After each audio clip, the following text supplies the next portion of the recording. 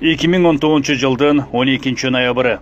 Дал ушул күнү Манас эл аралык аэропортуна АКШнын Кыргызстандагы элчилигинин сырдуу жүгү келген. Сырдуу жүктү болсо, түндө элчиликтин 15 кызматкери бир канча автоунаа менен келип тосуп алып кетишкен.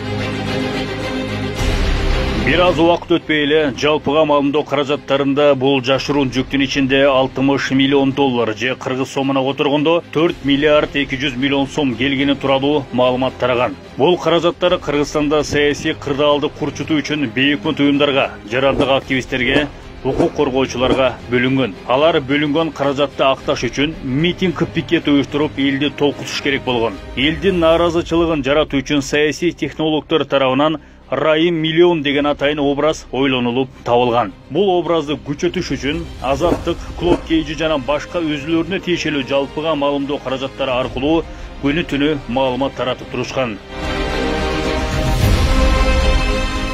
Андан соң Американын акчасын актоонун экинчи этабы митингдер менен башталды. Укук коргоочулар, жарандык активисттери митингге чыгуунун жол жобосун үйрөткөн митинг семинарларды өтө башташты. Алардын бири 2019 жылы 8 мартта Бишкекте болгон гей-парадтын активдүү катышуучуларынын бири Улан Үсөйүн.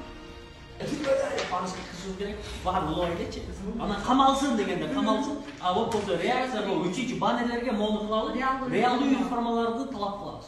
Ал эми Бишкекте болсо реакция алышындагы 2 митинг болду. Митингдин катышуучуларынын басымдуу бөлүгүн жарандык активисттер Борбордук Азиядагы Америка университетинин студенттери түзүштү. Ушундан улам батыштан келген грантты акташ үчүн биздин жарандык коом баарына даяр экенин көрсөттү. Ал эми Райымбек Матраимов алардын кыянат максатын ишке ашыруу үчүн пайдаланылган образ экени белгилүү болду.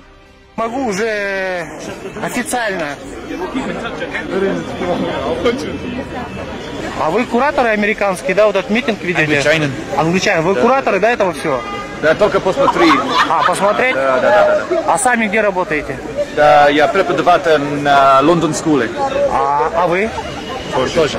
О, вы вот отлично на русском разговариваете. Я смотрю, вы с самого начала здесь присутствуете. Не, русским говорит чуть-чуть. Нет, я смотрю, вы с самого начала туда-сюда ходите, со всеми общаетесь. Вы кураторы всего этого митинга? Да. Вы финансируете все это, да?